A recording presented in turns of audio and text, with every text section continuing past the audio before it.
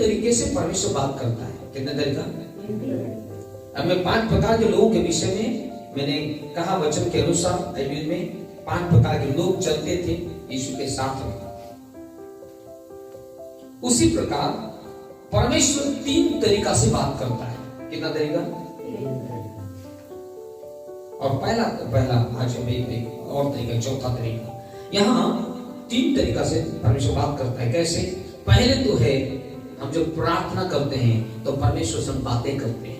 बोले हालेलुया। क्या करते हैं? परमेश्वर से बातें करते हैं।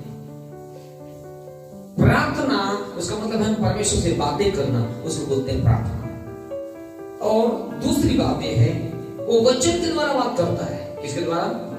यहाँ पर दानियल कह रहा है कि परमेश्वर की बातों को मैं समझ लिया कि मेरे विषय में लिखा है। कितना बार लगता है, मैं कई बार बोलता हूँ, तब भाई आते हैं, बोलते हैं, वो कहते हैं कि मुझे लगता है ये मेरे विषय में लिखा है। मुझे हमेशा लगता है ये मेरे विषय में लिखा है, मेरी बात यहाँ पर पहले से लिख दी गई है। एक भाई अभी बहुत दूर में है, वो भी कहता है, पास्टर भैया ये मेरे ही विषय में लिखा है। हमारे विषय में जब हम वचन को सुनते हैं, वो हमसे बातें करता है। बोलिए आमीन। हमारा परिस्थिति कैसा है, हमारा कंडीशन कैसा है, मैं कितना विश्वास में हूँ, वो मुझसे बातें करता है और मेरे लेवल को बढ़ाता है। आमीन। बोलिए आमीन। आपको सेम रहने नहीं देता, वो वचन हमें उन्नति कराता है, बढ़ोतरी कराता है। हम विश्वास में बढ़ते हैं, हम आत्मा में स्ट्रॉन्ग होते हैं, मजबूत होते हैं। आमीन। हालेलुया। यहाँ लिखा, दानियल जो है इस बात को अपने अंदर में उसने जान लिया, समझ लिया वचन के द्वारा कि इतना साल बाद मेरे हमारे साथ क्या होगा। और यहाँ पर दूसरा वचन फिर से पढ़ो। उसके राज्य के पहले वर्ष में मुझ दानियल ने शास्त्र के द्वारा समझ लिया कि यरूशलेम की उजड़ी हुई दशा यहोवा के उस वचन के अनुसार जो यिर्मयाह नबी के पास पहुंचा था। वो कौन सा पुस्तक पढ़ रहा था? यिर्मयाह नबी। हालेलुया। इसलिए यिर्मयाह आज कहाँ पर लिखा है, कई बार लोगों को पता नहीं होता, लेकिन हमारे विषय में बाइबल में पहले से लिख दिया है। हो सकता है आपके जीवन के विषय में मत्ती में लिखा है, आपके जीवन के विषय में लूका में लिखा है। इसलिए रोज दिन हमें परमेश्वर से बातें करना, प्रभु से बातें करना, इसलिए वचन को रोज दिन पढ़ने की आवश्यकता है। बोलिए आमीन। पहला तरीका परमेश्वर कैसे बात करता है? प्रार्थना के द्वारा। किसके द्वारा? प्रार्थना के द्वारा। दूसरा है वचन के द्वारा। किसके द्वारा? वचन के द्वारा। जैसे दानियल के प्रभु ने बातें किया, और यीशु मसीह के विषय में वहां पर लिखा गया। यीशु मसीह ने भी पढ़ा, लूका 4:18 पढ़ो। प्रभु का आत्मा मुझ पर है। हाँ, लिखा है प्रभु का आत्मा मुझ पर है, इसलिए कि उसने कंगालों को सुसमाचार सुनाने के लिए मेरा अभिषेक किया है। और मुझे इसलिए भेजा है कि बंदियों को छुटकारे का और अंधों को दृष्टि पाने का सुसमाचार प्रचार करूं, और कुचले हुओं को छुड़ाऊं, और प्रभु के प्रसन्न रहने के वर्ष का प्रचार करूं। तब उसने पुस्तक बंद करके सेवक के हाथ में दे दी और बैठ गया, और आराधनालय के सब लोगों की आंखें उस पर लगी थी। तब वह उनसे कहने लगा, आज ही यह लेख तुम्हारे सामने पूरा हुआ है। हालेलुया। आज ये बातें तुम्हारे सामने क्या हो गई? पूरा हुई। किसके विषय में लिखा था? वहां पर यीशु के विषय में वहां पर लिखा था। और यहाँ पर बाइबल बताती है कि यहाँ पर उसने कहा ये बातें पूरी हो गई। क्या हो गई? और ये आया, इसके विषय में भविष्यवाणी किया गया था यशाया 61 अध्याय उसका 1 वचन। उसने कहा ये बातें पूरी हो गई, जबकि उस भविष्यवाणी किया था कई हजारों साल पहले। वहां पर उसने कहा 61 अध्याय 1 वचन, वही सेम बात लिखी है जो अभी हम पढ़े। पढ़ो थोड़ा सा 61 अध्याय 1 वचन। प्रभु यहोवा का आत्मा मुझ पर है, क्योंकि यहोवा के सुसमाचार सुनाने के लिए मेरा अभिषेक किया है। सेम बात लिखी है। बोलिए हालेलुया। आमीन। सेम बात लिखी है। क्योंकि वहां पर पूरा हुआ, और यहाँ पर पूरा होने जा रहा है। कहां पर?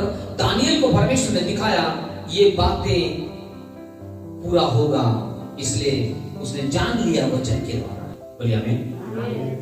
हमन के विषय में भी बाइबल में लिखल ही तुहन के परिस्थिति कैसे ही कहाँ क्या में हमको आगे बढ़ना है, कहाँ पर मेरा जीवन रुकावट हो रहा है, कहाँ शैतान मुझे रोक रहा है, कहाँ मैं विश्वास में कमजोर हूँ, ये सब चीज हमें वचन से मिलता है। वो हमारी कंडीशन को दिखाता है, हमारी परिस्थिति को दिखाता है और हमें मजबूत करता है। आमीन। सर बोलिए आमीन। आमीन। सर बोलिए आमीन। आमीन। बोलिए हालेलुया। हालेलुया। लोग इसलिए पहला तरीका है हम ज्यादा से ज्यादा परमेश्वर से प्रार्थना करें। जब हम प्रार्थना करते हैं परमेश्वर वो प्रार्थना के द्वारा हमारी बातों को सुनता है, और हमारे कानों में आवाज आ सकती है, आपके अंदर में प्रभु बातें करेगा और वचन के द्वारा बातें करेगा। तीसरी बात है वो दर्शन के द्वारा, स्वप्न के द्वारा बातें करता है। बोलिए आमीन। आमीन। कई बार लोग बुरे स्वप्न देखते हैं, कई बार बोले डरावने स्वप्न देखे, कुछ ये देख दिया, लेकिन प्रभु से कहना परमेश्वर मुझे स्वर्ग की बातें मुझे दिखा। आमीन। इसलिए यहाँ यूहन्ना का प्रकाशित वाक्य में आखिरी लिखा है 1 अध्याय उसका 9वां वचन पढ़ेंगे। हाँ, प्रकाशित वाक्य 1 अध्याय उसका 9वां वचन। मैं यूहन्ना जो तुम्हारा भाई और यीशु के क्लेश और राज्य और धीरज में तुम्हारा सहभागी हूँ, परमेश्वर के वचन और यीशु की गवाही के कारण पतमुस नामक टापू में था। आगे। मैं प्रभु के दिन आत्मा में आ गया। मैं प्रभु के दिन में आत्मा में आ गया। किसमें? हालेलुया। इसलिए आप आत्मा में रहोगे, प्रभु आपको दिखाई देगा। आमीन। आमीन। आप आत्मा में महसूस कर सकते हो मेरे साथ में है, हमें डरने की जरूरत नहीं होगा। वो हमसे बातें करने के हमें पुकारता है। जैसे शामुएल को परमेश्वर ने बोला, हे शामुएल, हे शामुएल, उसको सुनाई दिया। आपको कान में भी दुष्टात्मा का आवाज सुनाई नहीं देगा, लेकिन आप यीशु की आवाज को सुनोगे। आमीन। इसलिए परमेश्वर बातें करता है। पहला तरीका कौन सा है? प्रार्थना। दूसरा तरीका वचन के द्वारा। तीसरा तरीका स्वप्न और दर्शन के द्वारा। इसलिए यूएल 2:28 में लिखा, क्या लिखा? वहां पर लिखा, मैं उन दिनों में, ये अंतिम दिन में लिखा है, अंत के दिनों में लिखा, मैं उन दिनों में अपनी आत्मा उनके ऊपर उंडेलूंगा। वे स्वप्न देखेंगे, दर्शन देखेंगे, भविष्यवाणी करेंगे। वहां लिखा कब होगा ये? अंत के दिन। और ये अंत का दिन है, हम लोग अंत के समय में जी रहे हैं। इसलिए कहा वो स्वप्न देखेंगे। क्या देखेंगे? क्या देखेंगे? दर्शन देखेंगे। इसलिए परमेश्वर तीसरा तरीका है वो स्वप्न और दर्शन द्वारा बातें करता है। जब रात को सो जाती हो तो प्रभु से प्रार्थना करना, परमेश्वर आज मैं सो रहा हूँ, सो रही हूँ, मेरा घर, मेरा सब कुछ आपका है, मेरा दिमाग आपके ऊपर नियंत्रण लगा रहे परमेश्वर, और आपको मैं देख सकूं जैसे यूहन्ना ने देखा। दर्शन में उसने देखा, जैसे उसने दर्शन में देखा, जैसे उसने आत्मा में देखा। बोले तुम देखोगे परमेश्वर की महिमा को। यूहन्ना ने कहा मैं आत्मा में आ गया, आप भी आत्मा में रहो तो परमेश्वर आपको दिखेगा, आप महसूस भी करोगे। बोले आमीन। आमीन। इसलिए पहला तरीका कौन सा है? पहला प्रार्थना, दूसरा वचन के द्वारा, तीसरा स्वप्न के द्वारा, चौथा एक है वो है परमेश्वर के अभिषिक्तों के द्वारा।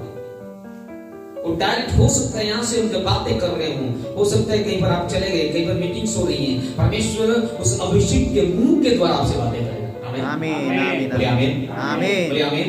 वो आपके जीवन को छुएगा, वो वचन आपके अंदर को छुएगा, क्योंकि परमेश्वर इन तरीकों से बात करता है। ये नहीं बोलेगा हाँ मैं यीशु हूं, मैं आ गया, नहीं, परंतु आपको इन तरीकों से, इसलिए प्रभु से बातें करना है तो इन तरीकों में आ जाइए, क्योंकि आपसे भी वो बातें करना चाहता है, मुझसे वो बातें करता है, आपसे भी बातें करना चाहता है। इसलिए यहाँ पर हम देखते हैं कि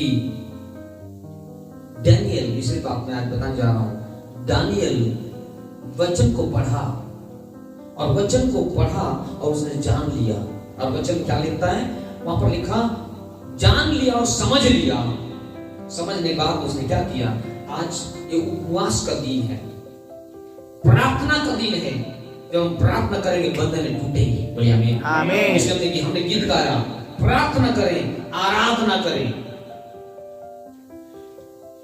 और छुटकारा पाए हमेशा।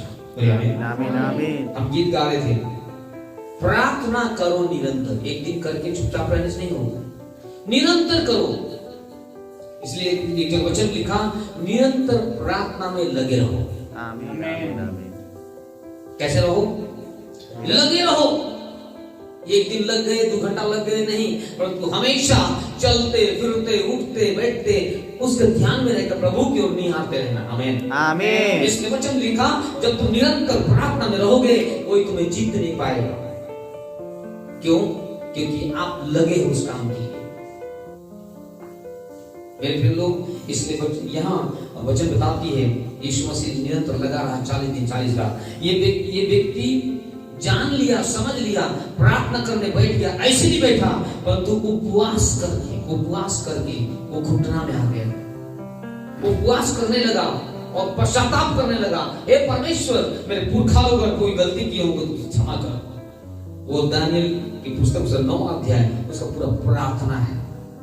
प्रार्थना 9 अध्याय, उसको प्रार्थना का अध्याय लिख सकते हो। इसलिए आज का दिन हमारे लिए प्रार्थना का दिन है। आज का दिन हम ताकि उसके नाम महिमा करने का दिन है। आज का दिन हम घुटनों का दिन है, ताकि हम घुटने में आकर के कुछ विषय के लिए जो आपके पास में हो हम उसके लिए दुआ कर सकते हैं। ऑनलाइन देखने वाले लोग भी जो इस समय हो सकता है आप देखोगे, इसके बाद में आप देखोगे, जब कभी आप देखोगे, जब आप घुटना टेक कर जब दुआ करो तो परमेश्वर डेफिनेटली आपकी आवाज को सुनेगा और आपको जय देगा। आप कभी निराश नहीं होंगे। निराशा भी आएगी, लेकिन निराशा खत्म हो जाएगा और आप जय के उत्सव में चलोगे, क्योंकि उसने वायदा किया है, मैं तुझे हारने के लिए नहीं बुलाया, मैं जय के उत्सव में ले जाने के लिए बुलाया। बोलिए आमीन आमीन। क्यों? क्योंकि परमेश्वर आपको हारता हुआ नहीं देख सकता है। इसलिए दानियल समझ गया। आज हमको भी समझना है, वचन में क्या लिखा उसको पढ़ना है और उसको अपने अंदर ग्रहण करना। जब हम ग्रहण कर लेते हैं कोई भी ताकत टिक नहीं सकती। इसलिए आज हम भारत देश के लिए, कलीसियाओं के लिए, हम आपके प्रॉब्लम्स के लिए, परेशानियों के लिए, हम सब के लिए हम आज दुआ करेंगे। परमेश्वर निश्चय आपके जीवन में वो अद्भुत काम वो करेगा। आमीन आमीन आमीन आमीन आमीन आमीन। उनके नाम को धन्यवाद हो, क्योंकि दानियल इस बात को समझा और कितना साल बाद उनका छुटकारा होगा। वो लोग गुलामी में थे। हो सकता है आपके जीवन में कोई गुलामी चल रहा हो, लेकिन वो आज परमेश्वर इधर लाया, परमेश्वर लाया है। और परमेश्वर अपने वचन के द्वारा बातें करेगा, प्रार्थना के द्वारा बातें करेगा, पास्टर के द्वारा बातें करेगा, वो भविष्यवक्ता के द्वारा बातें करेगा। आपको उस रात को स्वप्न भी दर्शन में दिखा कर बोलेगा, मैंने तुझे चुना है अपने काम के लिए, मैं तेरे काम को सफलता की ओर बढ़ाऊंगा, मैं तेरे जीवन में आशीष को दूंगा। आप देखोगे विरोधी हारते हुए देखोगे, दुष्टात्मक शक्ति आपसे जीवन से भागता हुआ देखोगे।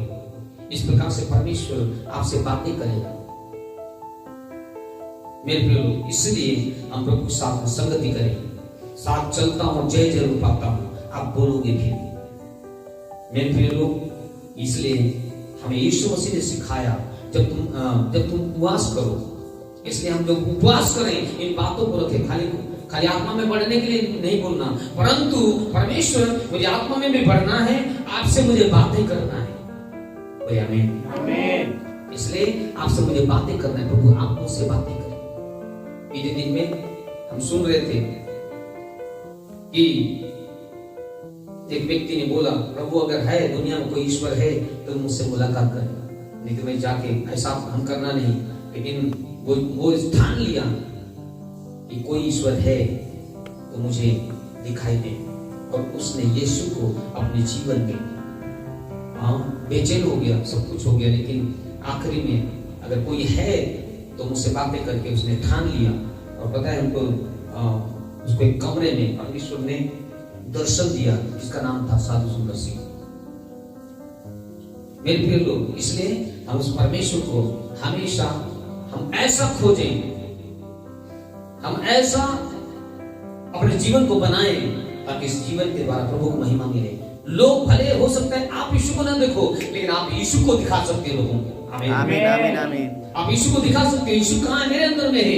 तो यीशु आपके अंदर में से होकर, लो यार इसका आचरण ऐसा था, ऐसा हो गया, इतना प्रार्थना करने वाली बहन है, इतना प्रार्थना करने वाला भाई है, इतना उपवास करने वाला लोग है, लोग गवाही को देंगे। आमीन आमीन। वो कितना निराशा में जिंदगी जी रहे थे, लेकिन अभी आनंदित में जीवन जीते हैं। क्यों? क्योंकि परमेश्वर जब आता है वो सिचुएशन को परिस्थिति बदलता है। आमीन आमीन। प्रभु के नाम में धन्यवाद। इस समय में आइए घुटना में आ जाएंगे, इसलिए एक वचन को हम पढ़कर समाप्त करेंगे। चीज इब्रानियों 12 का 12 और 13।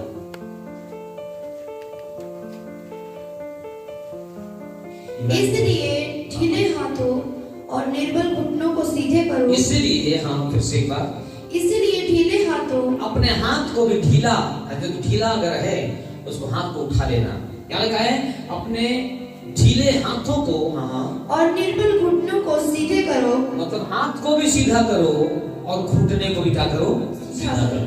बोले आमीन। इसलिए हाँ आगे, और अपने पांवों के लिए सीधे मार्ग बनाओ। और अपने पांव के लिए घुटना में जब आओगे तुम्हारे मार्ग सीधे होंगे। आमीन आमीन। ओके हाँ, कि लंगड़ा भटक न जाए, कि लंगड़ा क्या ना हो जाए? भटक न जाए, भटक न जाए, पर भला चंगा हो जाए, परंतु भला चंगा हो जाए। आमीन आमीन। जब हम घुटना में आएंगे, घुटना में जब हम आते हैं, परमेश्वर दूत काम कर रहा है। इसलिए आज घुटने का दिन है, आज प्रार्थना का दिन है। आइए मैं इस समय आप घुटने में आ जाए। यीशु मसीह ने हमें सिखाया, पौलुस ने घुटना में होकर वो आराधना किया, घुटना में होकर प्रार्थना किया, और उसके लिए सफलता वो निरंतर परमेश्वर करता चला गया।